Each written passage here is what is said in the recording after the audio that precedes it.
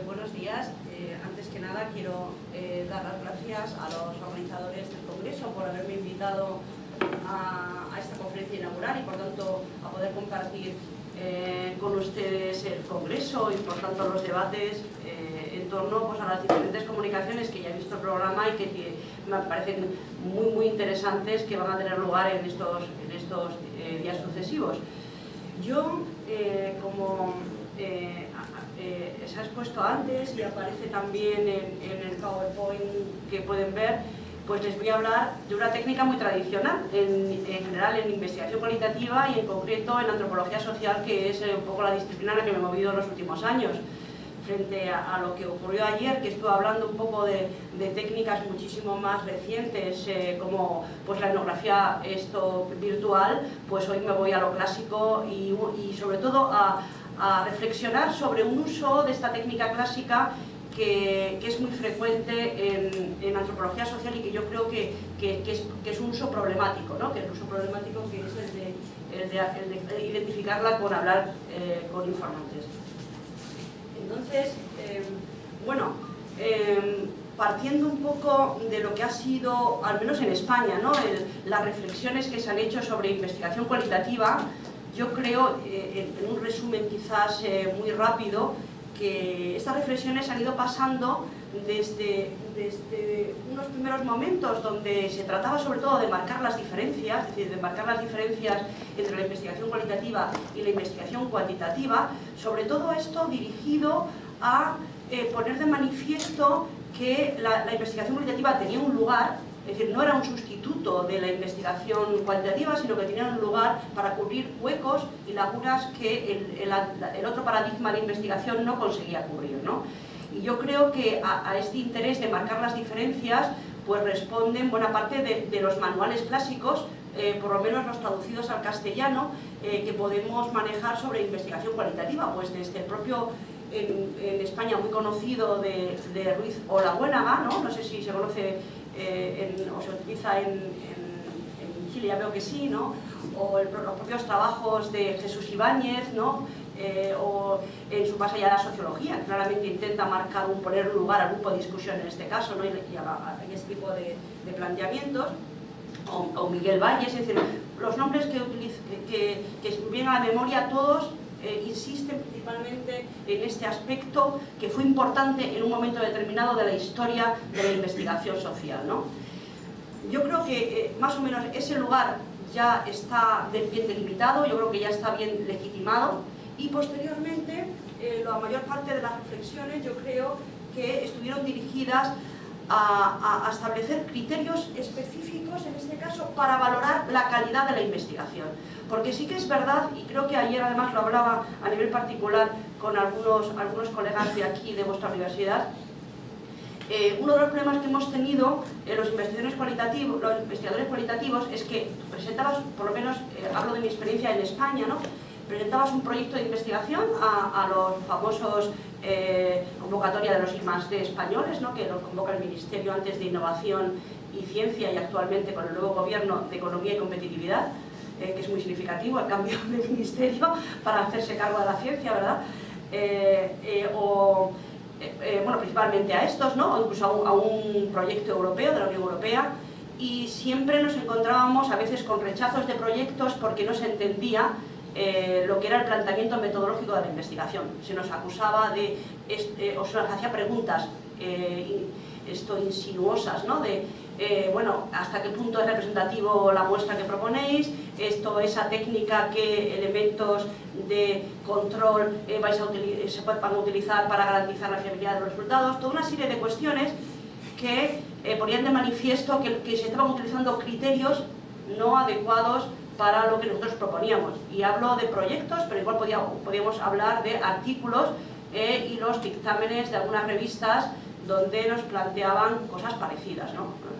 Yo recuerdo un caso de una revista, en este caso mexicana, por cierto, pero también actualmente en JCR, que ante un artículo que le enviamos a raíz de la investigación sobre cómo enfrentaban los hombres que tienen relaciones sexuales con hombres el tema del riesgo y la prueba del VIH, que nos lo rechazaron porque decían que los verbatims, es decir, los fragmentos de entrevista que presentábamos, ponían de manifiesto que no habíamos elegido a aquellas personas que conocían mejor el problema del VIH. Y tuvimos que quedarnos sin publicarlo con ganas de replicarle, justamente decirle, bueno, ¿y ustedes? ¿Quiénes? No sé, un poco podríamos haber contestado cuestionando su capacidad evaluativa, ¿no?, en estos casos. Bueno, entonces yo creo que en ese sentido pues ha habido trabajos muy interesantes, tanto a nivel internacional como a nivel en este caso, repito, de España, ¿no?, que han intentado justamente establecer estos criterios. Los más conocidos pues son los trabajos de Guba, de Guban y Lincoln, etcétera, ¿no?, que yo creo que han desempeñado un papel muy importante, o de Janis Morse, por ejemplo, también en Canadá, ¿no?, que han cumplido un papel muy importante en el sentido de decir, bueno, es que aquí necesitamos criterios específicos que sean capaces de valorar lo que realmente es capaz de hacer la investigación cualitativa. Y luego, ya finalmente, yo creo que otra corriente de reflexión en el ámbito de la investigación cualitativa ha sido, bueno, o de tipos de trabajo, de tipos de reflexiones, es la que se ha centrado en pensar, definir, establecer los procedimientos adecuados para la implementación de ciertas técnicas concretas de investigación, ¿no? En ese sentido, pues yo creo que disponemos actualmente de un conjunto de trabajos muy interesantes, y también pensando sobre todo en cuestiones quizás más clásicas ahora, o técnicas más clásicas, pues trabajos muy interesantes sobre qué es la entrevista cualitativa, cómo utilizar la entrevista cualitativa, qué rasgos tiene, cómo elaborar los guiones, es decir, una serie de cuestiones que yo creo que nos han sido muy útiles, incluso también, por ejemplo, en el grupo de discusión. Es decir, hay muchísima bibliografía sobre grupo de discusión o grupo focal, que creo que, no sé, como depende de los países, se utiliza más un término u otro, pues hay bibliografía también que nos pueden orientar muy bien y nos darnos seguridad a la hora de utilizar estas técnicas. Y bueno, todo esto está dirigido un poco a poner de manifiesto que este tipo de reflexiones se han dado, pero que desde mi punto de vista, justamente lo que se considera la técnica o más básica o más clásica de cualquier investigación social, que es la observación, y en este caso la observación participante, pues en cambio este tipo de reflexión no es tan frecuente con respecto a ella, y es una cosa que siempre me ha llamado la atención. Es decir, ¿por qué no se reflexiona en la misma medida sobre qué es la observación, cómo implementarla, es decir, qué tipo de procedimientos y elementos utilizar para que efectivamente lo utilicemos con rigor? Porque para mí el rigor sigue siendo una cosa importante en cualquier metodología, cualitativa, cualitativa, en cualquier técnica, ¿no? Y por el contrario, repito, yo apenas he encontrado nada sobre observación participante. Hay algunos trabajos clásicos, pero que son muy generalistas, ¿no? Pues como el caso del trabajo de Spradley, que es muy conocido, ya publicado en los años 80, e incluso, bueno, pues en Francia el de Massonat, que también es un trabajo sobre observación en general, y entre ellas la participante. Esto es lo que, desde mi punto de vista, ocurre en el panorama de la reflexión metodológica. Entonces yo lo que me ha llamado la atención es esta falta de reflexión, cuando por el contrario, al menos en la antropología social, y aquí me voy a centrar en una disciplina sobre todo para sentirme más segura, yo sé que algunas cosas serían trasladables a otras disciplinas, pero no me atrevo a generalizar, vamos, en estos momentos, sin hacer una comparación más sistemática, ¿no? Pero en la antropología social, desde luego, es una disciplina que todos sus logros, sus mejores logros en lo que es que han afectado al desarrollo del conocimiento de la teoría antropológica, tiene que ver con poner las prácticas sociales, lo que la gente hace, como centro de la reflexión. Yo no sé si ustedes conocen muchas obras de antropología social, pero si piensan, por ejemplo, en un clásico que son de Bronislaw Malinowski, Los argonautas del Pacífico Occidental, por ejemplo, donde él estudia lo que son los ciclos de reciprocidad y redistribución, de intercambio sobre todo de alimentos y de productos entre las familias de las islas Trobriand, ¿no?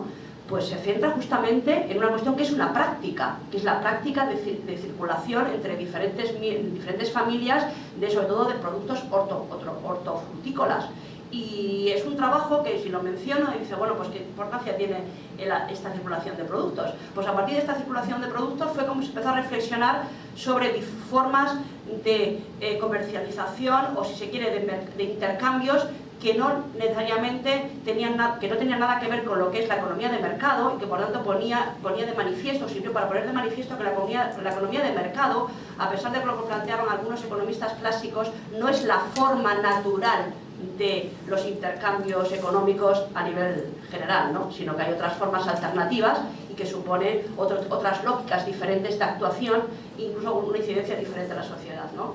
Desde ese punto de vista, para los antropólogos es una obra pues, muy importante dentro de lo que es la disciplina, ¿no? O por ejemplo, el caso quizás más conocido, o actualmente más conocido, de Nancy Shepherd Hughes, ¿no? Sobre su trabajo sobre el sentimiento maternal en el Alto do Cruzeiro, en Brasil. No sé si lo conocen ustedes. Es una obra también con muchísimo impacto en la antropología social.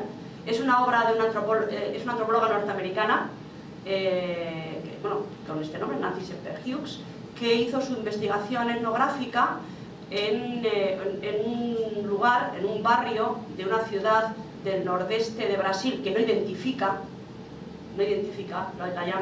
el barrio lo llama Alto do Cruzeiro, que es una zona, bueno, pues marginal, ¿no? Que podríamos considerarla. Él ya no habla en ningún momento de favelas, pero vamos, uno se lo imagina construida también por favelas, donde ella se enfrenta al tema, enfrentándose al tema de la alta mortalidad infantil que existe en este barrio, ¿no? Altísimas tasas de mortalidad infantil. Entonces empieza una primera investigación donde intenta dar sentido a estas altas tasas de mortalidad infantil. Y es muy largo, porque aquí tendría que contar casi una historia, pero para mí es casi una historia mítica de cómo se manifiesta la construcción del conocimiento antropológico, de cómo pasa de preguntarse sobre las altas tasas de mortalidad infantil a preguntarse por la negligencia selectiva de las madres a la hora de cuidar a sus hijos. Y lo que se plantea es por qué hay madres, o la mayor parte de las madres de este barrio, descuidan selectivamente a sus bebés, hasta tal punto de que buena parte de esos bebés descuidados terminan muriendo. Y no solamente terminan muriendo, sino que cuando mueren no sienten dolor. Y esto ha supuesto un debate intensísimo sobre cómo se construye el sentimiento maternal. Y es muy interesante el trabajo, entonces este trabajo que ha puesto, donde ella dice, y esto es una idea muy fuerte, que el sentimiento maternal es un constructo social, enteramente, es un constructo social, y por tanto, y que con esta idea de que es un constructo social pretende un poco desculpabilizar a las mujeres que descuidan a sus hijos, porque hay razones y hay, no es una cuestión natural de cuidarlo. Eso, verdad que esto es un poco fuerte, pero lo digo porque habitualmente cuando lo planteo con mis alumnos en Madrid, en mi universidad, pues habitualmente se inicia unos debates intensísimos sobre estas ideas, ¿no? Yo aquí lo que quiero resaltar es que esto, que en antropología tuvo mucha importancia porque realmente se construyen socioculturalmente los sentimientos, o hay aspectos de la realidad que no son constructos socioculturales, ¿no? Pues esto se hace a partir de un análisis de las prácticas, es decir que también es en la medida en que Shepherd Hughes no se conformó con estudiar discursos, lo que la gente decía, sino es el discurso como práctica, que es una cosa distinta, ¿verdad? Pero sino que intentó observar qué es lo que las madres y lo que es en general la familia completa o la familia extensa hacía o desarrolla con lo que son los bebés, los recién nacidos, ¿no? Y cómo van variando esas prácticas conforme el niño va creciendo cuando sobrevive, porque también hay niños, por supuesto, que sobreviven, ¿no? Bueno, entonces yo creo en ese sentido, y ahí planteo que yo creo que en la antropología ha sido fundamental el tándem prácticas sociales, observación participante, y que sin eso no se entendería ni siquiera la existencia de la disciplina, ¿no? Entonces, bueno, aquí también es un poco seguir con la misma idea, ¿no? Es decir, conocer, nosotros pensábamos que es central en la antropología las prácticas sociales en la medida en que las prácticas sociales forman parte de procesos, y que observar las prácticas sociales es lo que nos permite. Y esto es una idea ya tanto de un antropólogo como de un sociólogo, que es Bernard Lahire, ¿no? Bernard Lahire, él plantea en diferentes textos suyos que es justamente la observación de las prácticas lo que permite conocer los procesos sociales tal como se van produciendo. Bernard Lahire, si ustedes lo conocen, es un investigador sobre todo educativo, ha trabajado varias cosas, pero su tesis doctoral fue sobre el fracaso escolar en primaria en la escuela francesa. Y él lo que quería ver es por qué los niños de clases populares tienen unas tasas de fracaso escolar muy superior a los de otros grupos sociales, pero lo que quería estudiar no es constatar el dato, que eso está hiperconstatado desde hace muchísimos años, sino conocer el proceso concreto de producción del fracaso. Es decir, cómo se produce en el día a día, en la cotidianidad de la vida escolar, ese fracaso. Y para eso él dice, creo que después traeré una cita en concreto de él, no sé si la he puesto en la transparencia. Ah, sí, aquí está. Dice que para tratar de dar cuenta justamente de ese proceso tal como se va produciendo, él piensa que hay que elegir los métodos adecuados y que el método adecuado en este caso es la observación.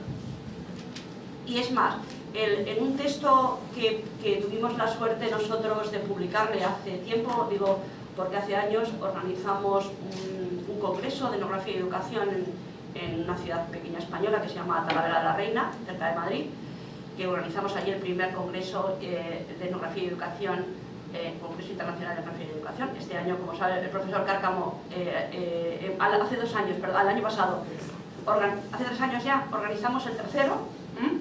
Pues él fue el que impartió la conferencia inaugural de aquel congreso de Talavera y expuso justamente una defensa de la observación participante, que no les la habíamos pedido, y lo hizo de motu propio, y él lo que planteaba es que en ningún momento, y yo un poco le sigo esa estela en esta conferencia, en ningún momento la entrevista puede rendir los mismos servicios que la observación en este objetivo o en este interés de investigación. Eso es lo que él plantea, ¿no? Bueno, entonces,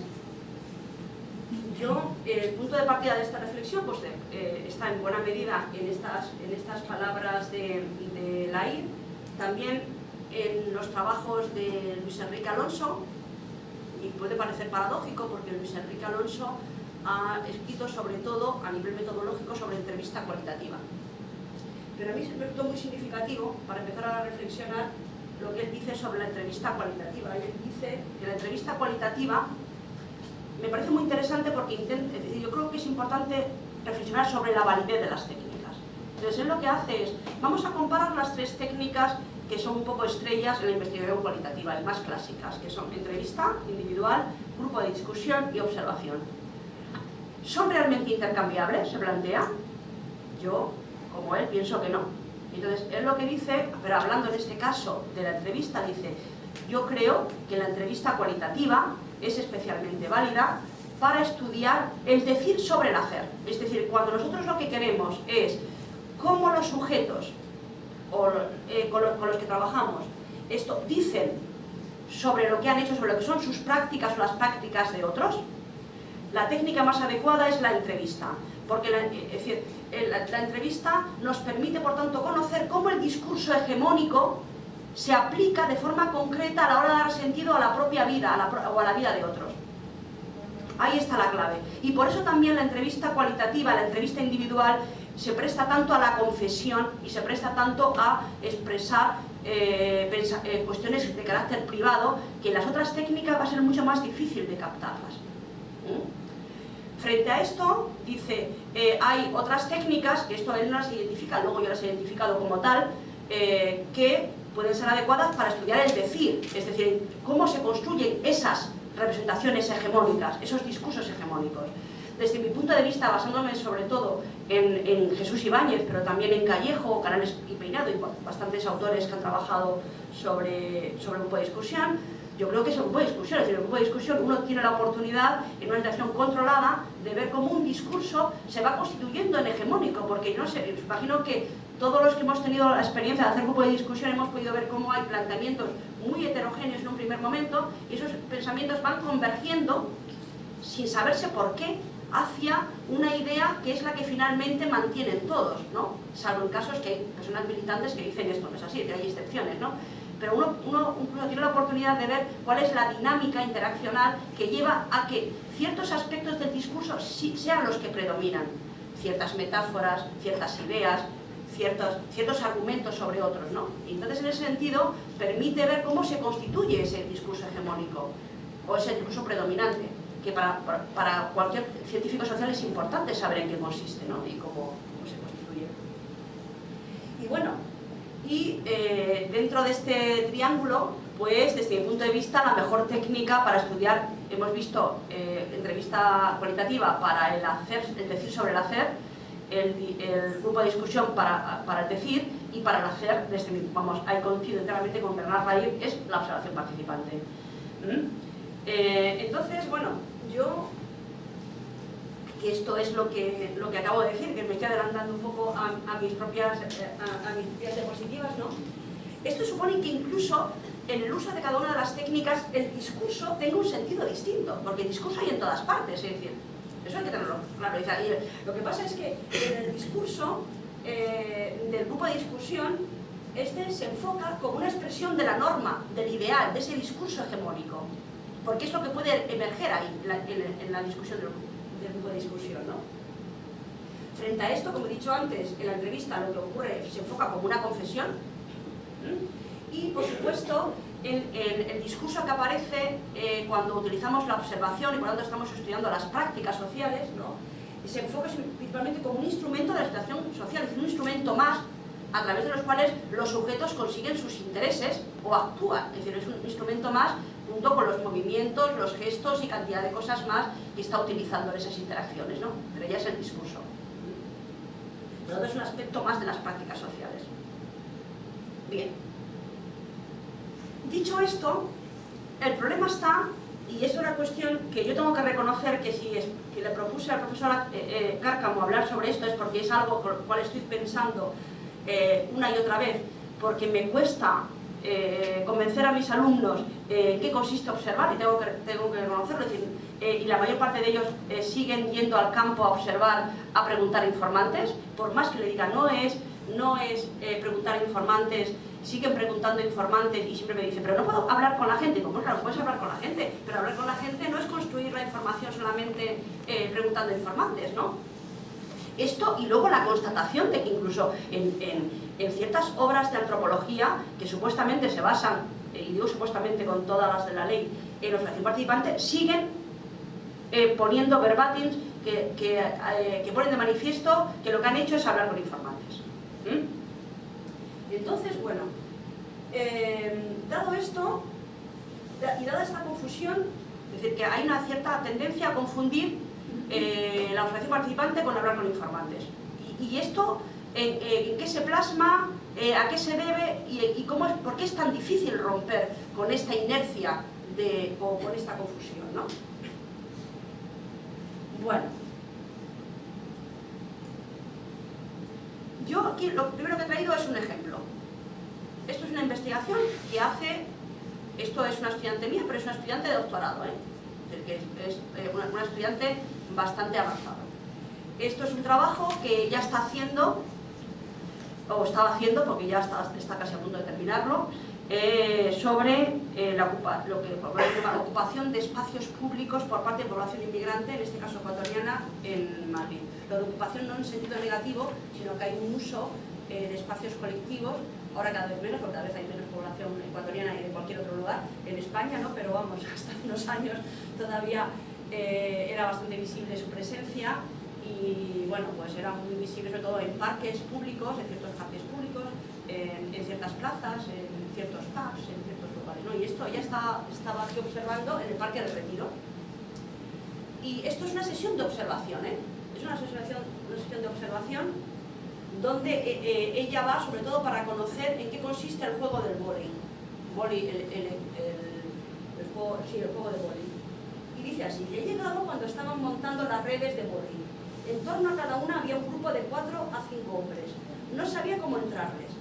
Les evito y paso de largo buscando otra situación, pues no me decidí a hablar con ellos. Y claramente está decidido a hablar con ellos.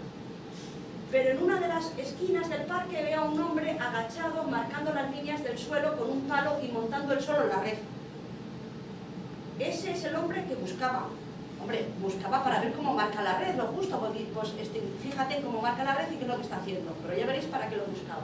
Dice, Me he acercado a él y me he presentado. Al principio el hombre estaba un poco confundido y distante, pero poco a poco se ha ido rompiendo la distancia y la desconfianza. Y he conseguido entablar con él una conversación que ha durado más de 1 hora. Se llama Pedro, ahí lo he escrito yo, ¿vale? Tiene unos 40, 50 años y lleva 1 año en España con su señora. Me ha presentado a las personas que iban llegando, varios hombres y solo 2 mujeres, no dice nada más de esto, a los que yo saludaba respectivamente con un apretón de manos y una encantada, lo más respetuoso y amable que podía. Pedro me ha dado tanta información que mientras le escuchaba iba siendo consciente de la cantidad de datos que se me estaban escapando porque no podía asimilarlos todos. Yo, si he puesto estas fotografías que las he estado buscando de encuentros en parques de población ecuatoriana, es porque con eso está perdiendo observar toda la cantidad de cosas que están sucediendo. Entre ellos, en estas reuniones que yo también las conozco, ¿verdad? Pues hay todo un conjunto de prácticas relacionadas con los alimentos de los países de origen, intercambios y compraventas, conversaciones de familias en torno a la comida, multitud de cuestiones que pasan totalmente desapercibidas. Y sigue. Dice, me han confirmado que todas las personas que se reúnen allí son de Ecuador. Yo me pregunto cómo alguien puede saber dónde son todas las personas que hay en un parque, pero como lo dice un informante, pues es eso, ¿no? Dice, voy a tratar de ordenar estos temas que iban saliendo solos, de una manera natural durante la conversación. Creo que Pedro trataba de hacer una presentación de sí mismo como informante bien cualificado y por eso ha tocado tantísimos temas dentro de un mismo discurso. Bueno, habla de todo. Deportes típicos de su país de origen, vóley y fútbol y básquet, características del vóley, y en lugar de observarlas las explica el señor, las distintas provincias de Ecuador y sus respectivas lenguas, como si eso nos pudiera encontrar en un diccionario, sistemas bilingües de enseñanza en Ecuador, todo eso. Al mismo tiempo va perdiendo todo lo que pueden ustedes ver en las fotos de la derecha, pues desde gente que se está ofreciendo para hacer masajes y que los hace, no solamente es que hay carteles para ofrecerse hacerlo, sino que lo está haciendo allá, o gente que está actuando como peluqueros. Es decir, que es que hay toda una vida en estos parques realmente impresionante, ¿no? Cuando la población, en este caso ecuatoriana, está en ellos, ¿no? Y sigue, dice, yo no quería que se dieran estos temas en el primer encuentro, quería centrarme exclusivamente en el deporte y el tiempo libre para ganarme su confianza, poco a poco. Pero Pedro los ha ido sacando y enlazando con tanta naturalidad que me parecía violento interrumpirle y limitarnos a un tema más intrascendente. Hemos quedado para vernos y seguir conversando, me he acercado a ellas y dice, finalmente me he despedido de Pedro y los demás que estaban empezando un partido de vóley y me he marchado. Se ha ido justo cuando empieza el partido de vóley. No sé, estoy un poco ironizando, pero es que esto es muy frecuente, es decir, va a estudiar el vóley, una sesión de observación, se pone a hablar con alguien, que es lo que esta persona entiende como observar, y cuando empieza el partido, que es una de las cosas que podrían haber observado, coge y se marcha porque ya ha terminado la sesión de observación, ¿no? Bueno, es un caso extremo, pero de verdad que es que hay muchos más que, aunque no con estas características tan marcadas, pero que se repiten muchísimo en antropología. Ahora bien, ¿por qué creo yo que es negativo esta confusión de la observación participante con el interrogatorio? Yo le llamo interrogatorio, he utilizado el término de forma expresa, porque a mí informante me suena a alguien que es interrogado, ¿no? Podríamos preguntar por la entrevista, pero no es una entrevista formal, es un interrogatorio, tampoco es una conversación. Una conversación se hace para otro tipo de cuestiones, ¿no? Entonces, bueno, yo creo que es negativo porque transforma cantidad de cosas que son importantes en lo que son los datos que uno construye a partir de la observación, ¿no? De las prácticas. En primer lugar, yo creo que transforma la condición del propio investigador. Es decir, cuando el investigador hace observación participante, sobre todo lo que es su rol es de participante de algún modo en las actividades que están teniendo lugar en las escenas que observa, ¿no? Puede ser diferentes tipos de participación, pues solamente el estar o el colaborar, lo que sea, ¿no? Pero es un rol de participante, de alguien que, aunque con un papel en una posición marginal, está participando de los escenarios donde están ocurriendo los hechos. Y esto lo transforma, y utilizo la palabra expresamente porque lo utiliza Stocking, dice bola de inquisidor. Lo que dice Stocking es que cuando Malinowski, ustedes sabrán que en antropología Malinowski es un antropólogo mítico, bueno, enteramente mítico. Tanto es así que se considera que es el que establece, pasa el Rubicón desde la antropología precientífica a la antropología científica, así lo he dicho, ¿no? Entonces, en ese sentido, pues ese es como es un hito fundamental en la disciplina, mitificado, pero un hito fundamental. Entonces, lo que dice Stocking es que una de las principales cosas que hace Malinowski en ese paso es transformar el papel de inquisidor, porque hasta entonces también los antropólogos iban a preguntar en cortos periodos de tiempo, en expediciones además muy rápidas, troca su papel de inquisidor por el de participante de algún modo en la vida de las poblaciones con las que investiga. Pues aquí se produce el camino inverso, es decir, de participante de algún modo, lo que hacen las personas que lo convierten en interrogatorio es volver otra vez al papel de inquisidor, y utilizo el papel de inquisidor porque incluso aprovechando el sentido negativo que tiene la palabra inquisidor, y por eso he puesto la imagen del inquisidor ahí, torturando al pobre informante, no les ha permitido, aunque sea un poco exagerado. Bueno, pero es que en segundo lugar también transforma el papel de las personas sobre las cuales se investiga. Porque cuando nosotros observamos las prácticas, cuando estamos, las personas que son sujetos de esas prácticas están consideradas como agentes sociales, son los hacedores de la práctica. Y por eso yo los observo, es decir, cómo esos sujetos hacen la práctica. ¿De acuerdo? Y por tanto, en ese hacer la práctica es importante el contexto en que la hacen, quiénes son los otros que están presentes, y multitud, el tiempo, el momento en que lo hacen, de toda una serie de circunstancias, los gestos que hacen al hacerla, los movimientos, de toda una serie de cuestiones que son importantes para entender el sentido de la práctica, porque lo consideramos agentes. Pero en el momento en que transformamos la observación en interrogatorio, dejan de ser agentes para convertirse en informantes, es decir, en fuentes de información. Porque cuando nos convertimos en informante no nos interesa lo que hacen, sino lo que ellos nos dicen, su discurso. Por tanto, los estamos convirtiendo en fuentes de información, en fuente de datos, en lugar de... Yo creo que esto es una transformación radical, vamos, por tanto, de cómo reconstruimos, por tanto, los fenómenos que estamos investigando, ¿no? Bueno, desde mi punto de vista, pues otra transformación que hay es que, bueno, eso es obvio, ¿no? Que las prácticas, es decir, cuando en lugar de observar las prácticas, lo que hacemos es interrogar a informantes, pues en lugar de recoger, si queréis, recoger o producir prácticas como datos, lo que hacemos es producir y recoger declaraciones sobre prácticas, que no es lo mismo por mucho que nos empeñemos en no verlo, ¿no? Y luego finalmente, pues ¿qué es lo que ocurre? Que es lo que yo le digo a mis alumnos, digo, vamos a ver, para interrogar al informante, ¿para qué vas al campo? Me da lo mismo, es decir, pero si no te interesa lo que está ocurriendo allí, lo que te dice ese señor Pedro, te lo podía haber dicho igual en una cafetería donde estuvieses con una grabadora. Es decir, no tienes que ir al campo, o en tu casa mismo, es decir, que, por tanto, el papel de los escenarios, que en observación es muy importante, es decir, el investigador tiene que estar en los escenarios porque lo que ocurre en ese espacio-tiempo es fundamental para entender la práctica. Cuando yo la convierto en un interrogatorio, da igual donde interrogues, porque lo que te interesa está más allá del escenario, está más allá del lugar donde vas a investigar. ¿Se entiende, no? Es decir, por lo tanto, también transforma esta cuestión, ¿no? Por eso es por lo que he puesto, vamos, la verdad que no se me ocurría buscar imágenes contrastantes, pues esto pues no es lo mismo ir a ver cómo se produce, si estamos interesados por cuestiones de operaciones quirúrgicas, que podría ser, ¿por qué no? Yo tengo cantidad de alumnos que trabajan sobre temas de antropología médica, pues no tengo por qué ir al quirófano ni gestionar el acceso a los escenarios ni nada. Le preparo una entrevista con el médico y me lo cuenta todo con el mayor detalle que pueda el hombre, ¿no? Bueno, y esto es un caso parecido, que no lo voy a leer para no robarles mucho tiempo, pero esto es un caso parecido de una investigación que se hace sobre personas sin techo en el metro de Madrid, ¿no?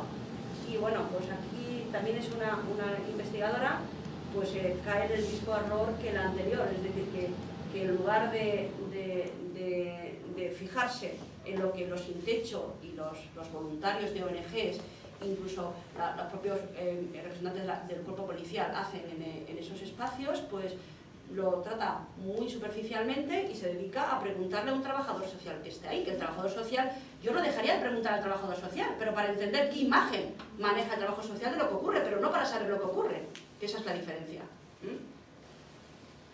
Lo digo porque es que esto a veces se plasma, recuerdo una crítica que Teresa San Román, que es una antropóloga española ya jubilada, muy importante en el desarrollo de la antropología en España, ella fue especialista en el estudio de población gitana, siempre decía que uno de los problemas de la investigación en España era que con el pretexto de que hay que implicar a las personas que trabajan en un ámbito determinado, muchos investigadores, en lugar de ir al campo, muchos investigadores principales, que conseguían proyectos y buenas financiaciones, en lugar de intentar establecer una relación humana cálida con la gente con la cual estaba trabajando, que para ella es fundamental, es el contacto personal, lo que hacía era pedir la ayuda de trabajadores sociales bajo el pretexto de que eran los que mejor conocían. Vale, tú eres lo que mejor conocían, pero no son los que tienen que investigar. Ahí está la cuestión. Que lo que tienes que investigar eres tú, que además es a quien te pagan, en este caso, ¿no? Pues bajo el pretexto de que son ellos los que realmente conocían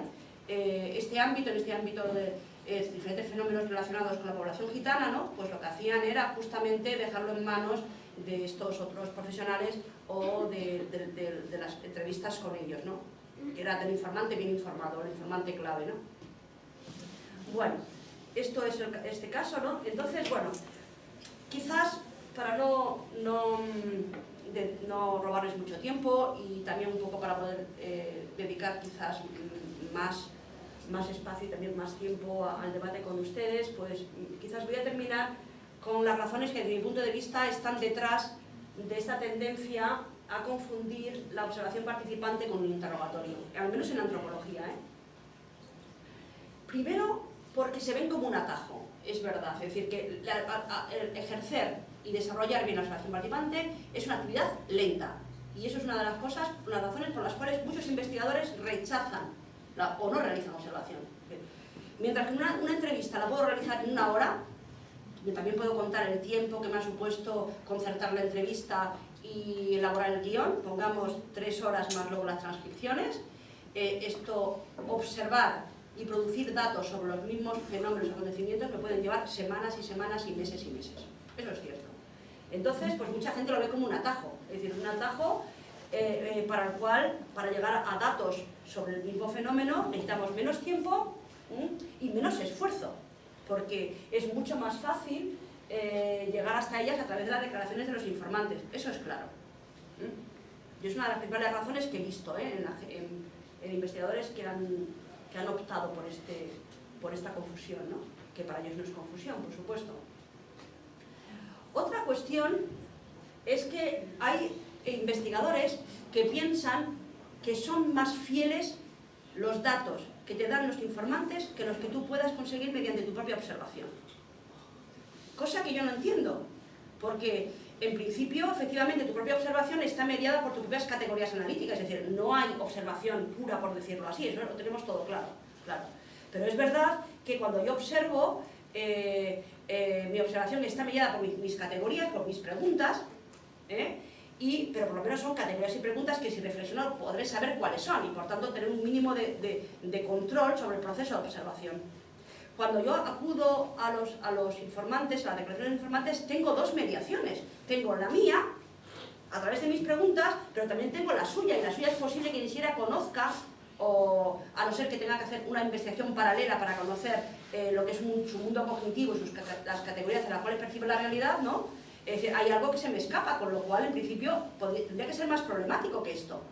En cambio, hay gente que no, que dice que como son los propios protagonistas los que seleccionan la información, que son aquellos que mejor conocen el campo, pues que sus datos son más fieles que los del observador.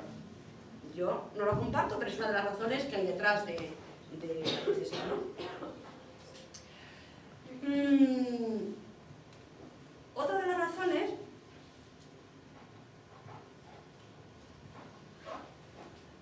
es también una cuestión de carácter práctico que tiene que ver con, a veces, las dificultades que hay para acceder a un escenario para poder observar. Las gestiones para poder estar presente en determinado tipo de acontecimientos no son fáciles de conseguir, suponen muchos trámites y es más, muchas veces las propias personas con las cuales queremos trabajar o sobre las cuales queremos trabajar no entienden por qué queremos estar allí. y no entienden por qué queremos estar allí, porque incluso ellos asocian la tarea de investigar con la tarea de interrogar. Yo me he encontrado multitud de veces que he estado gestionando el acceso a determinado tipo de escenarios y no me he ido a expresar muy bien, me ha dicho, bueno, no hay ningún problema, hablo contigo cuando quieras. Y yo digo, bueno, a ver, ¿cómo le digo yo ahora? Que no se trata de hablar conmigo, sino que me tiene que dar permiso y la verdad es que entonces tienes que darle 50.000 explicaciones porque no lo entienden, porque es verdad que la teoría, la imagen popular del investigador es la imagen popular del entrevistador, del que entrevista y pregunta a las personas, ¿no? Entonces, en ese sentido, a veces resulta difícil gestionar el acceso, ¿no? Y a veces ni siquiera se consigue. Y bueno, y ya finalmente, porque desde luego muchos autores clásicos inducen a pensar que hacer observación participante es interrogar. Y yo he traído aquí a colación, bueno, por eso he puesto incluso la imagen del famoso libro de Taylor y Bogdan de Introducción a los métodos cualitativos de investigación, que es un clásico, ¿vale? Tanto en el mundo anglosajón como en el nuestro, ¿no? Donde, bueno, son ellos, pero también The Wall in the Wall, James Ray Atkinson, también otro manual clásico de etnografía, el de etnografía, teoría y práctica, ¿no? O Kaburitz, que tiene un artículo sobre observación participante. Bueno, pues todos ellos enfatizan el hacer preguntas como lo propio del etnógrafo, claro, es decir, que si encima yo me estoy leyendo manuales para aprender a observar y me están diciendo en esos manuales que tengo que saber hacer buenas preguntas para hacer una buena observación participante, pues ¿a qué conclusión puede llegar la gente que empieza a hacer investigación cualitativa, ¿no? Pues a lo que le plantean los grandes maestros, las personas que se supone que tienen autoridad para hablar, ¿no? Entonces, bueno, en su caso, esta frase la he sacado de los mismos James Ray Atkinson. Informante son considerados como las fuentes primarias de información, así dicho. Pues entonces, ¿para qué voy a hacer? Pues considerarlo fuente primaria de información, ¿no? Y por supuesto, como decía antes, si ustedes leen los capítulos dedicados a observación, verán que buena parte del énfasis de los procedimientos que nos están proponiendo para poder trabajar bien como observadores participantes consiste en cómo debemos formular buenas preguntas. Entonces, bueno, pues no cabe la menor duda de lo que nos están proponiendo. Entonces, bueno, simplemente decir que yo no pretendo negar, que es para que se me entienda bien, la importancia de la conversación durante el ejercicio de la observación participante. Tenemos que conversar, porque es que si no conversáramos seríamos elementos raros. Es decir, yo no puedo estar ahora mismo, por ejemplo, pues ahora que estamos trabajando, hemos terminado el trabajo de Madres Solteras por Elección, que ya casi me da apuro hablarlo, porque es que tengo el nombre casi gastado, ¿no? De tanto que he hablado sobre este tipo de familia, ¿no? Pues cuando hemos ido, por ejemplo, a ciertos eventos colectivos, porque, bueno, pues tienen que ser colectivos, porque trabajar sobre familias es difícil observar en ámbitos privados, eso también es cierto, ¿no? Pues si yo estoy allá sin hablar con nadie, probablemente mi papel será mucho más intrusivo en el campo que si converso, porque lo lógico es conversar, y efectivamente hay que conversar, incluso preguntar cosas, pero yo no converso para conseguir la información primaria con la gente, converso para tener un papel viable y comprensible dentro de un escenario determinado, y también para conocer cosas, por supuesto que sí, ¿no? Pero la conversación, por tanto, tiene un papel distinto, ¿no? Entonces, bueno, pues yo creo que lo voy a dejar ahí, aunque había expuesto bastante más cosas sobre en qué casos es factible o es necesario sustituir la observación por la entrevista, incluso por otras técnicas, pero simplemente mencionar, bueno, pues que a veces efectivamente cuando los espacios de prácticas son muy privados, o en otras circunstancias que mencionan, por ejemplo, James Ray Atkinson, esto sí lo trabaja muy bien, ¿verdad? Pues ahí no hay más remedio, es imposible observar. Yo no puedo observar en escenarios familiares de socialización infantil, que es una cosa que me interesa mucho, porque las familias no me van a dejar estar en su casa todo el día. Si me dejaran, estupendo, pero no creo que me quisieran mantener ni que soportaran mi presencia, ¿no?, constante allí. Entonces, bueno, pues para poner un ejemplo, pero podrían ser otros muchos ejemplos. Entonces, en estos casos, o lo sustituimos por entrevistas, podría ser por entrevistas, pero también por otras técnicas, y no solamente son entrevistas e interrogatorios.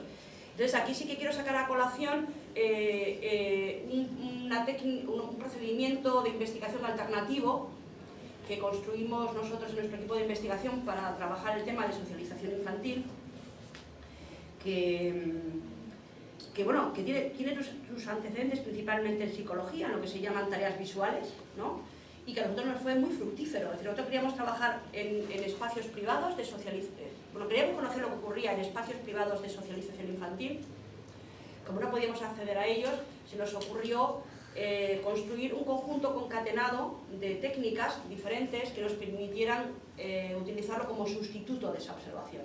Entonces lo que hicimos fue plantear una tarea visual que consistió en pedirle a las familias, en este caso eran madres solteras por elección, monoparentales, que habían accedido a la maternidad por reproducción asistida con donación de semen, en este caso, y les pedimos que a las que voluntariamente quisieran hacerlo, porque eso es así, es decir, bueno, hay un sesgo, pero es inevitable, ¿verdad?, que eligieran fotos de su álbum familiar sobre aquellas personas que consideraban familia, ¿no? Que nosotros queríamos estudiar qué concepto de familia manejaban.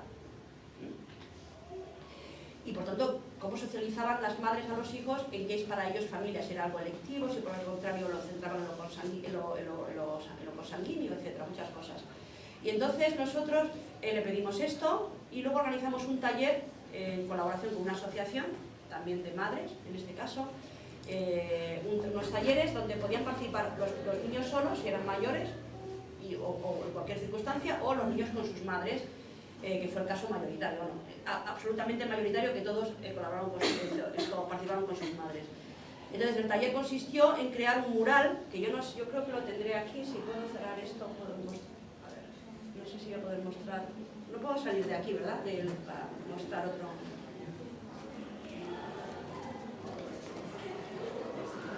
Aquí. Lo que pasa es que tengo que ir. Sí, quiero ir al escritorio.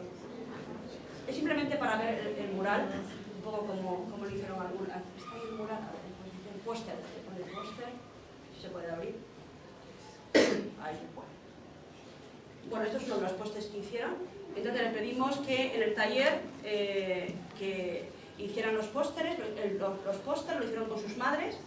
Y la actividad de hacer el póster la filmamos. Pedimos permiso, consentimiento informado, tanto para la participación en el taller y para filmarlo y para la posterior entrevista. En este caso, como las madres se habían ofrecido participar, no hubo ningún problema en conseguir el consentimiento informado. Entonces, en este caso, pues estos fueron los pósters que ellos hicieron en esta pequeña fiesta, que fue una especie de taller fiesta que hicimos con la asociación. Y ellos elaboraron el taller. Nosotros cogimos y estuvimos filmando las interacciones verbales verbales todas, porque por eso la filmamos, las interacciones de las madres con su hijo, para ver qué iban diciendo sobre incluir o no alguna de las fotos en el póster. Esto fue muy interesante, porque fue cuando nos dimos cuenta, por ejemplo, que lo comentaba ayer a los alumnos de trabajo social, como las madres pues son familias donde no hay padre, y sobre todo en los casos de reproducción asistida con donación de semen, que en España es anónima, absolutamente anónima la donación de semen, con lo cual no hay ni siquiera posibilidades de conocer nunca al donante, ¿vale? Entonces son familias sin padre, y además ellas, entonces nos gustaba ver el lenguaje que utilizaban, siempre utilizan el lenguaje donante, es el donante cuando hablaban, a la hora de elaborar esto, y era muy curioso que no sé si es en este caso o en otro de los pósters. Una de las cosas que nos llamó la atención es como una de las niñas comienza a decir, pone la foto de su abuelo y le está diciendo a su madre, este es abuelo que es como mi papá, y ves que la madre dice, no es tu papá, es tu abuelo. Es decir, como un poco diciendo, no confundamos los papeles, es decir, como un poco de idea de que ellas no buscan tampoco sustitutos de la figura del padre, sino que dejan bien claro que es que no hay padre y que hay donante, ¿no? Entonces, en ese sentido es su interés, que se veía en marcha, en práctica, su interés en cómo están socializando a sus hijos, en dejar claro que esas figuras no son confundibles con ese famoso papá que supone que tiene que dar problemas, en principio, tiene que dar problemas psíquicos al niño cuando, según nuestra experiencia, también es una cosa tan pequeña, no traemos a generalizar, no le provocaba ningún problema, al menos a estas edades. Ya veremos qué ocurriría después cuando sean más mayores, que pues son niños de 7, la que más edad tenía 13 años, ¿no? Bueno, entonces hicimos este póster, lo filmamos, y posteriormente hicimos una entrevista al niño, que podía estar también acompañado de su madre, sobre el póster, utilizándolo como elemento a partir del cual hablar, ¿no? Es decir, preguntábamos luego al niño, bueno, ¿y este quién es? ¿Y por qué pusiste aquí esta foto? ¿Quién, por ejemplo, pues este pones que es tu tío, pero entonces es hermano de tu papá. No, no, no, realmente es amigo de mi mamá. Te decían, bueno, jolín, pues están llamando tío al amigo de su mamá. Es una práctica también común en otro tipo de familias, porque tío es el término así como más neutro para poder convertir a alguien en pariente, ¿no? Y bueno, pues esto es, por ejemplo, una de las posibles, cuando no puedes utilizar la observación, pues no te vas a empeñar en no conocer las prácticas, tendrás que buscar alternativas. Una de ellas puede ser este tipo de técnicas, pero otra efectivamente también puede ser la entrevista, ¿por qué no? Y bueno, yo aquí lo dejo y nada, espero que no sé, podamos establecer un diálogo en torno a esta reflexión sobre las técnicas, sea o no la asociación participante, ¿no? Muchas gracias por escucharme.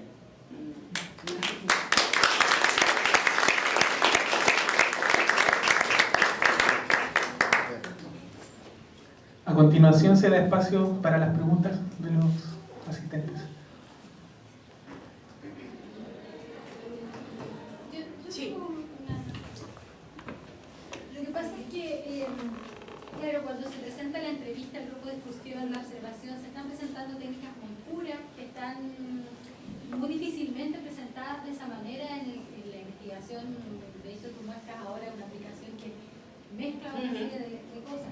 Hay y ahí hay una pregunta que tiene que ver con si tú has explorado la deriva como técnica o como método, porque me da la sensación que la deriva es completa en el sentido que incorpora la entrevista, pero la entrevista in situ, con espacio, con tiempo, con aquí y ahora, con cotidianidad, ¿no?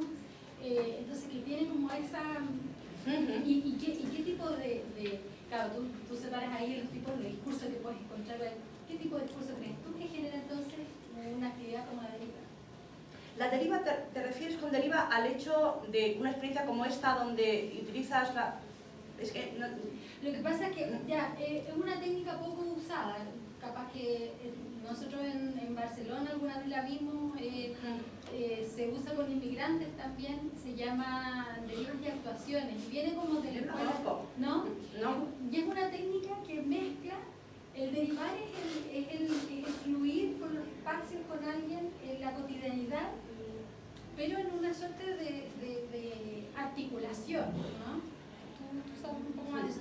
Y entonces, que mezcla de una manera híbrida, diría yo ahí, la observación, la entrevista, entonces pensaba, claro, cuando uno mira las técnicas puras, tiene este tipo de problemas, pero luego cuando tú haces la mezcla, por ejemplo, en este ejemplo, que a lo mejor no es muy importante, digamos, pero allí tú encuentras que estas utilidades sí que de verdad se van mezclando y entonces no es tan puro que esto sirve o esto no sirve. Yo te expongo mi planteamiento. Yo, si lo he planteado así, es porque yo creo que es fundamental reflexionar sobre la validez de las técnicas y, por tanto, sobre qué tipo de datos produce cada una de ellas. Entonces, eso no quiere decir que yo en mis investigaciones solamente utilizo observación, solamente utilizo entrevistas, sino habitualmente, incluso para el seguimiento, pues por ejemplo, en el caso ahora mismo de la investigación sobre madres solteras, ¿no? Pues nosotros utilizamos incluso para hacer un seguimiento de algunas, no siempre consistió todo en seguimiento, en algunos casos fue seguimiento intensivo de ciertos casos y en otros pues simplemente eran observaciones o observaciones en un espacio colectivo donde le interesaba el evento que tenía lugar por sí mismo, ¿no? Pero en el caso de seguimientos, pues hemos hecho seguimientos utilizando entrevistas. Claro, nosotros llamamos seguimientos, es decir, utilizando entrevistas, utilizando observación en ciertos, por ejemplo, en el caso de madres solteras que acudían a la adopción internacional, pues desde entrevistas sobre cómo había vivido su experiencia, ¿no? Y cómo la estaban viviendo su experiencia, porque les interesaba conocer toda esta dimensión subjetiva de la adopción internacional y de la construcción de su propio proyecto familiar, ¿no?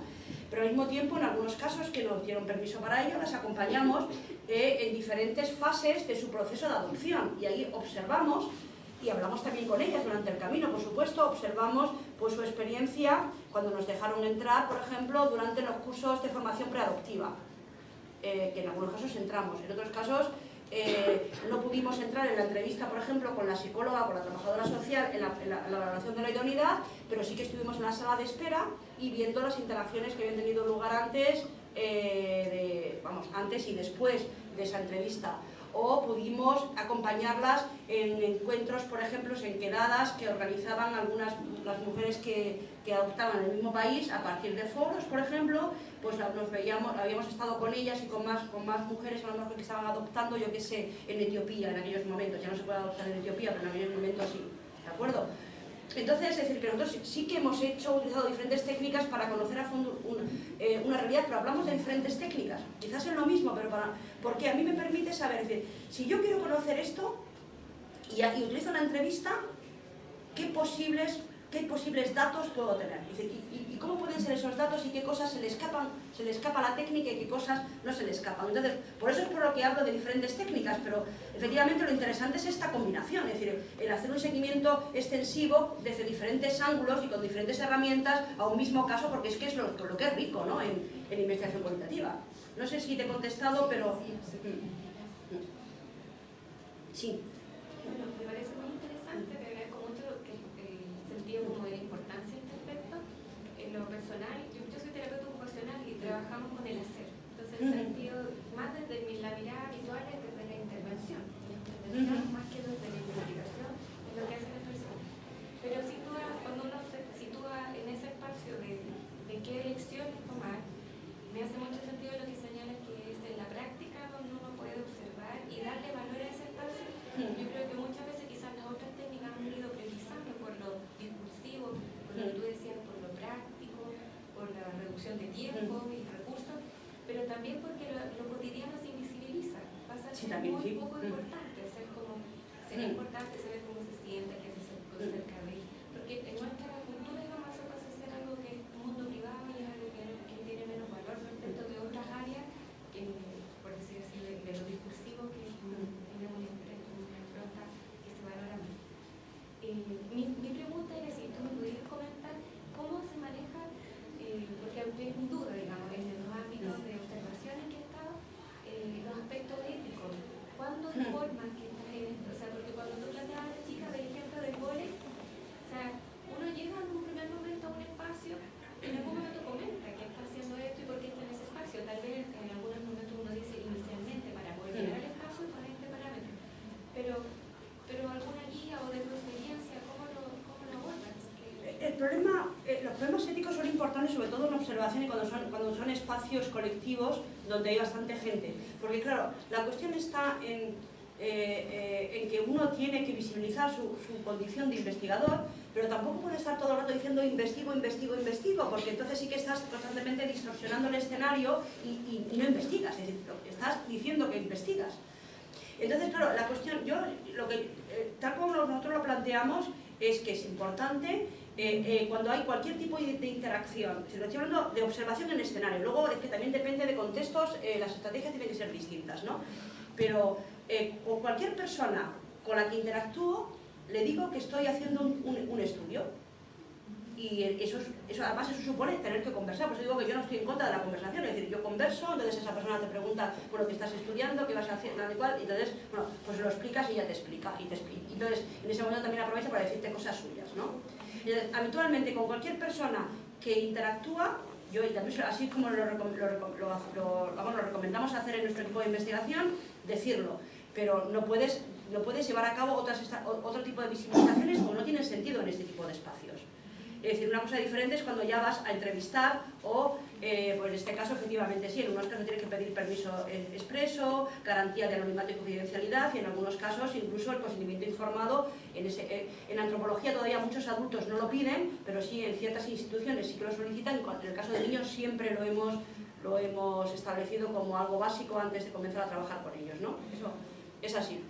Entonces, igual ocurre, que lo hablaba ayer, en el tema de los foros. Es decir, a mí me parece que el comportamiento ético, esto es fundamental, no solamente cuando uno aplica, cuando está trabajando utilizando técnicas clásicas en escenarios offline, porque claro, sino también en escenarios online. Es decir, nosotros hemos trabajado también muchísimo en foros, porque hay fenómenos que a lo mejor son muy invisibles a nivel de lo que es offline, pero muy visibles a nivel online. Es decir, hay cada vez más fenómenos de este tipo y por tanto uno tiene forzosamente que acudir a estos espacios de internet, que yo he hablado de foros, pero podría ser Facebook o podría ser cualquier chat o cualquier otro tipo de espacios donde interactúan estas poblaciones, ¿no? Yo comentaba ayer que ahí a mí me parece muy interesante primero identificarte. Es decir, yo no entro en un foro sin previamente, bueno, en algunos casos es que es prescriptivo porque tiene administrador y para poder entrar en el foro, en esos espacios, necesitas el permiso del administrador. Pues siempre digo que soy investigadora, es decir, yo estoy investigando, me interesa este tema, entonces querría un poco ver y me comprometo, eso sí, siempre me comprometo a no utilizar ningún tipo de información sin permiso de los autores, salvo que sea un espacio enteramente libre, porque todavía no tengo manera de pedir permiso a nadie, no sé, es decir, y por tanto, es decir, si no tengo la posibilidad de pedir permiso a un administrador, ni siquiera al autor, porque son anónimos los mensajes, pues ahí, si quiero utilizarlos, no tengo más remedio que hacerlo así. Pero en los demás casos siempre pido permiso. Y otra cosa que también siempre digo es que en esos casos, incluso yo no empiezo a investigar o no empiezo a contactar con la gente hasta que no he observado bastante tiempo, es decir, hasta que no conozco a fondo las reglas del foro. Entonces, las reglas del foro, esto es lo que te permite decir qué es lo que la gente espera cuando alguien hace un estudio, cuando alguien requiere a otra persona para un programa de televisión, porque en los foros entra para muchísimas cosas, ¿no? Cómo reacciona la gente, entonces en función de eso, pues también intervengo, es decir, también aplico, como por decirlo así, una ética muy situada, es decir, yo no creo que existan éticas universales, es decir, es una ética que depende un poco de los propios contextos de intervención de los sujetos, de trabajo de los sujetos, ¿no? Y cada foro te está pidiendo una cosa distinta, en este caso. Es lo que se me ocurre un poco decir, ¿no? Porque más cosas no se puede decir, porque luego, es decir, eso sí que provoca a veces problemas éticos a los observadores, es decir, que yo he visto una acción de lejos, la describo y luego la puedo utilizar cuando esa persona que ha sido el agente de esa acción no sabe que estaba observando. Pues es un problema muy importante. Entonces mi pregunta es, ¿tienes oportunidades, o pregunta a mi misma, ¿tengo oportunidades de pedirle permiso a posteriori? Si tengo oportunidades, lo pido, y si no, pues la utilizo intentando no dañar a la persona y por tanto quitando cualquier tipo de elemento de descripción que permita identificarla. Eso es lo que, cómo solemos actuar, ¿no? Nosotros incluso guardamos el anonimato cuando las personas nos dicen que no les importa que no lo guardemos. Nos da igual, porque a veces no prevés las consecuencias. Sí, yo tengo también, estaba pensando desde el punto de vista más clásico de lo que supone el registro y la descripción, a propósito de la necesidad de las descripciones densas, ¿no? Sí. Que tanto trabajo cuesta llegar a hacer. Estaba pensando que eso también puede llegar a suponer bueno, es precisamente también un dilema ético, ¿no? Porque cuando, claro, uno tiene limitaciones desde el punto de vista que se te pueden escapar, sí, en función de los mecanismos de registro que tengas, se te pueden escapar un conjunto de elementos interaccionales, ¿no? Todas estas lógicas microsociales. Pero ¿hasta qué punto la descripción densa tiene que ser tan densa? Porque claro, estoy pensando desde el punto de vista ético, a propósito de las observaciones que yo tuve que realizar en aulas universitarias, ¿no? Se hace un primer esfuerzo, pero luego ya vas haciendo más densa la descripción, pero hasta qué punto hacer uso, a pesar de que te autorizan. ¿Hasta qué punto hacer uso de ese material? Yo, si me dan permiso, creo que hay que utilizarlo, máxime cuando uno lo utiliza, sobre todo para poder mejorar un determinado tipo de realidad, intentando, de la forma que he dicho antes, no dañar a los sujetos que han colaborado en el trabajo. Entonces, yo creo que sí que hay que utilizarlos. En cuanto a qué grado de densidad, vamos a ver, en antropología casi es un principio profesional básico en que las descripciones tienen que ser densas. Es decir, hasta Clifford Geertz tiene un libro y un artículo que se llama así, y para nosotros es que, para poder captar el sentido de las prácticas en este caso, es decir, o la descripción es densa o si no, ni siquiera captas el sentido. Y recordarán ustedes el famoso ejemplo del movimiento del ojo, que dependiendo del contexto, si no describes el contexto de cómo se guiña un ojo, el sentido varía. Es decir, no es lo mismo variar, si no describes que a lo mejor estás mirando mientras que lo guiñas a la persona, no tiene el mismo sentido que si lo guiñas mirando para allá. Es decir, hasta un movimiento de cabeza es fundamental para poder captar el sentido de las prácticas y de las acciones, por tanto, que investigamos. Por lo tanto, para nosotros es básico que las descripciones tienen que ser densas. Ahora, eso tampoco tiene que ser un elemento de angustia, porque ahora dice, ¿hasta qué punto tiene que ser densa? Porque hay cosas que se me pierden, por supuesto que hay cosas que se te pierden, pero la densidad es significativa en función de tus preguntas. Es que ahí está la cuestión, es decir, una investigación no se trata de reproducir la realidad tal como es, porque primero que es imposible y en segundo lugar es vano, porque para eso está la realidad, pero para quiero reproducir la realidad tal como es y es que ya está ahí la realidad. Lo que quiero es producir conocimiento, y produzco conocimientos que es significativo en función de mis preguntas. Por tanto, la densidad que sea la precisa es aquella que es capaz de responder a lo que yo me estoy preguntando. Esa es la clave para poder establecer qué grado de detalle o qué grado de minuciosidad hay que tener en las descripciones. Luego, así todo, aunque hay veces que tus descripciones no responden a tu pregunta, porque no has conseguido fijarte en todas las cosas que consideras necesarias, pero yo ahí siempre he pensado que ahí está la importancia de pensar la observación no como algo puntual, sino como una serie de observaciones. Yo no observo una vez, yo hago una serie de observaciones, a mí lo que me interesa son las lógicas, es decir, yo si investigo es para producir conocimientos sobre las lógicas que están implicadas en esos fenómenos. A mí no me interesa describir el fenómeno por la mera descripción, sino para descubrir sus lógicas.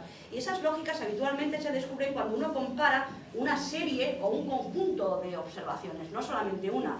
Y aquello que se te ha escapado en la primera, posiblemente sea aquello que ha sido significativo y has podido captar en la segunda, la tercera o la cuarta, ¿no? Yo creo que esto es un poco lo interesante de la observación y por eso las observaciones son prolongadas en el tiempo. No que tenga que ser una observación de 5 horas, sino que uno no va una vez, sino que va a hacer seguimiento durante diferentes momentos, ¿no? Yo creo que ahí un poco está la clave.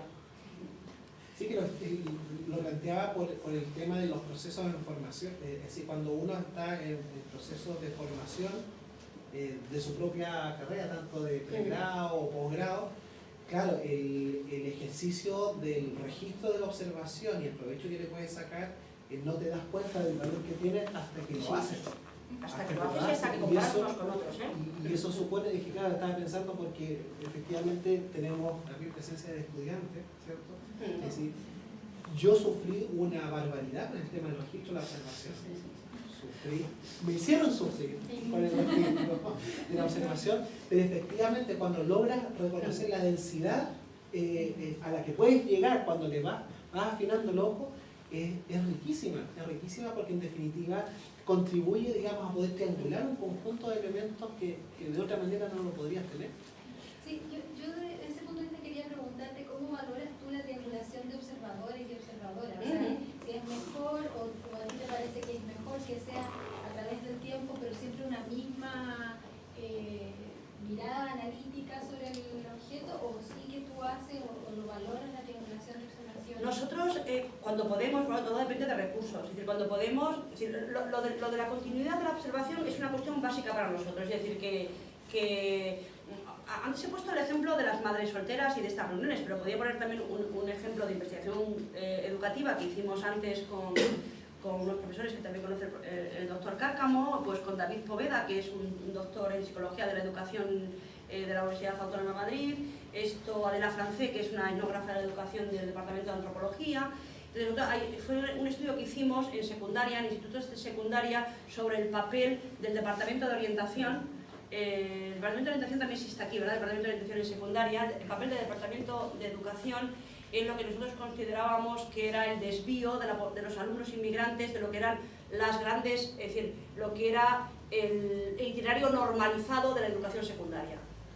Así dicho, es decir, nosotros pensábamos que el Departamento de Orientación, con toda su mejor voluntad, tenía un papel, muchas veces no consciente y no previsto, en que alumnos, en este caso eran principalmente latinoamericanos, en uno de los institutos que trabajamos, eran sobre todo ecuatorianos y bolivianos, aunque también había marroquíes y también había de países del este, pero el 90% eran de acá, que un porcentaje elevadísimo de alumnos no terminaran graduándose en la ESO.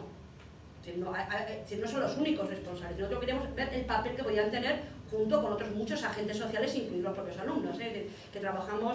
Esto fue una investigación que nosotros considerábamos una investigación multisituada, porque queríamos trabajar, queríamos conocer cómo se contribuía también en la cotidianidad, por eso la importancia de la observación, la cotidianidad, en este caso de una escuela y también en otros espacios que no eran escolares, cómo contribuían diferentes agentes a este fenómeno, que era que pues casi el 70% de los alumnos de este origen no se graduaran en la ESO, que es un porcentaje fortísimo. Entonces, trabajamos como, es decir, de hecho fue una investigadora ecuatoriana, de origen ecuatoriano, que también conoce el profesor Cárcamo, quien trabajó en familias. Trabajamos también en el ámbito familiar, hay poquito con observación, hay que reconocerlo. El ámbito familiar era, como decíamos antes, era bastante privado, con lo cual tuvo que trabajar mucho con una especie también de deriva, si queremos llamarlo, por utilizar la expresión, de que era hacer entrevistas en casa, con lo cual el ir a casa de estas familias le permitía al mismo tiempo observar más allá de la entrevista, ¿no?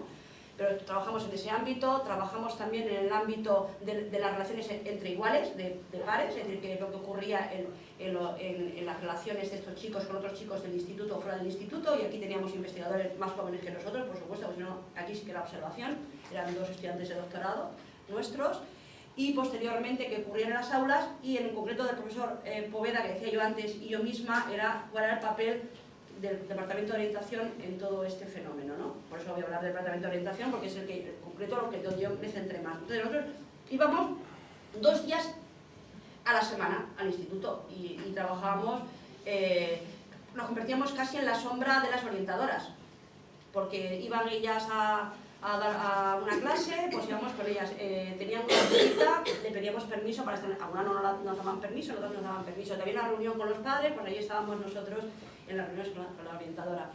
Y entonces, bueno, pues como comentaba antes, este tipo de detalles son fundamentales, es decir, ver qué es lo que ocurría en una interacción, por ejemplo, entre la orientadora, también dentro del departamento de orientación, allí también hay trabajadoras sociales, y la trabajadora social en este caso se llamaba María José, que era una mujer muy competente. Era muy curioso este caso, perdonad que vaya al anecdótico, porque tenía un carácter tan distinto que la orientadora, que era psicóloga, que se llamaba Ana, los alumnos la llamaban la poli buena, y a María José, que era la trabajadora social, la llamaba poli mala, y eso incluso delante de ellas, era una cosa, pero realmente respondía, no sé si buscado, pero a un papel que uno podía captar también un poco desde fuera como observador externo, ¿no? Entonces, las interacciones que tenían lugar entre el alumno y ellas, por ejemplo, que lo que estoy recordando ahora, eran realmente significativas y a través de los detalles. Por ejemplo, una conversación con un chico que era bastante asentista, ¿no? Entonces, pasaba por el pasillo, entonces María José, que era la trabajadora social, le llama, ¿no?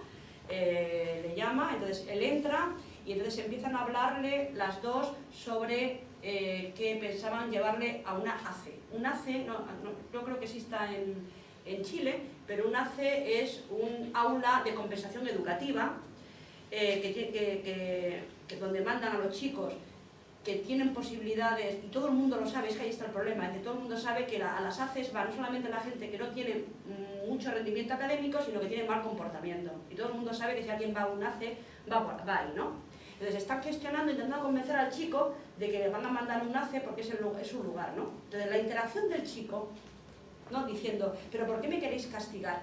Porque es que hay una cosa muy curiosa, que da la impresión de que los chicos no sufren ese tipo de decisiones, y sí que lo sufren. Él hablaba de castigar. El hecho de poder recoger, ¿por qué me vais a castigar? Y entonces le decía, me acuerdo que le decía a María José, pero es que no te castigamos, te castigas tú a ti mismo, ¿no? Toda una serie de cuestiones, toda una gestión del tema, que claro, porque en España, ¿sabéis lo que ocurre? Que un niño no puede ser mandado, un niño o un adolescente en este caso, no puede ser mandado a estos programas externos a lo que es el itinerario normal de la ESO, si no es con permiso suyo o de su familia. Con lo cual, toda la acción del Departamento de Orientación está dirigido a convencer a la familia y al niño de que efectivamente ese es el mejor lugar para él. Bueno, pues toda una serie de cuestiones, las estrategias de las que se basaba, que utilizaban en el Departamento de Orientación, eran muy interesantes de estudiar y permitían ver el papel que tenían. Y era un papel que no asumían voluntariamente. Es decir, que ahí está la cuestión. Es decir, no asumían voluntariamente, sino era el papel que les correspondía por ser del Departamento de Orientación. Y además estaba recomendado por todo el conjunto de profesorado del centro, ¿no? Entonces era muy interesante verlo cómo estaban efectivamente contribuyendo a este desvío, y sin los detalles, repito, imposible de verlo, ¿no? Es decir, detalles sobre cómo lo vivía el chico, sobre qué estrategias utilizaban, sobre qué casos, es decir, cuáles eran más convincentes y cuáles menos. Y eso lo pudimos ver a base de tiempo, es decir, eso fue una sesión, pero una sesión en sí misma no tiene sentido si no comparas, lo comparas como parte de un proceso.